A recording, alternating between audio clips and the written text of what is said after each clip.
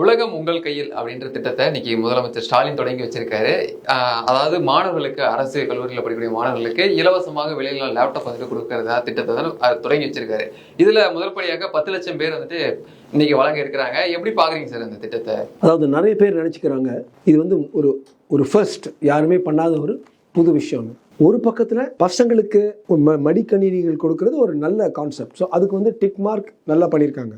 ஆனா இது வந்து ஒரு புதிய விஷயம் இல்லை. 15 வருஷத்துக்கு முன்னால, எப்படி 15 வருஷத்துக்கு முன்னால மே 2011 அம்மா ஜெயலலிதா புரட்சி தலைவர் அவர்கள் அவங்க வந்து அதிமுக வந்து பவருக்கு வருது. செப்டம்பர்லயே அவங்க வந்து இந்த ப்ராஜெக்ட், அவங்க முதல் வருடத்திலேயே இந்த ப்ராஜெக்ட் அவங்க தொடங்குறாங்க. 2011 அவங்க இருந்து நான் ஸ்டாப்பா 8 வருஷம் கோவிடால தடங்கள் ஏற்படுறது வரைக்கும் 51 லட்சம் மடிக்கணினிகள் நம்ம மாணவ மாணவிகள் செல்வங்களுக்கு கொடுக்கப்பட்டது அதிமுகவால.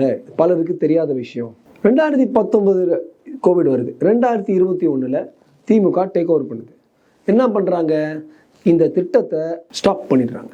ஸோ 2011 இருந்து 2021 இருந்து போன 10 வருஷம் போன இந்த திட்டம், இதே மடிக்கணினி திட்டம் நிறுத்தப்பட்டு 3-4 மாசத்துக்கு முன்னால், அட்லீஸ்ட் ஒரு பேச்சுக்காவது ஒரு 2-3 வருஷத்துக்கு முன்னால் ஸ்டார்ட் பண்ணி தான் நல்லா இருந்திருக்கும். எலெக்ஷனுக்காக செய்த ஒரு திட்டம் எனக்கு தோணுது. அட் த சேம் டைம் இதனால மாணவ மாணவிகளுக்கு, நம்ம செல்வங்களுக்கு, எதிர்காலத்துக்கு ஒரு நல்லது பண்றோங்கிறது நான் அதில் வந்து நான் மாற்று கருத்தே இல்லை.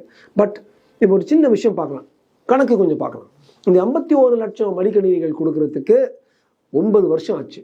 நான் பார்த்தேன் ஒவ்வொரு வருடமும் எவ்வளோ கொடுத்தாங்கன்னு. அது வந்து ஏஐ யூஸ், இந்த ஏஐ பற்றி சொல்லிட்டு இருந்தார் மாண்புமிகு முதல்வர்.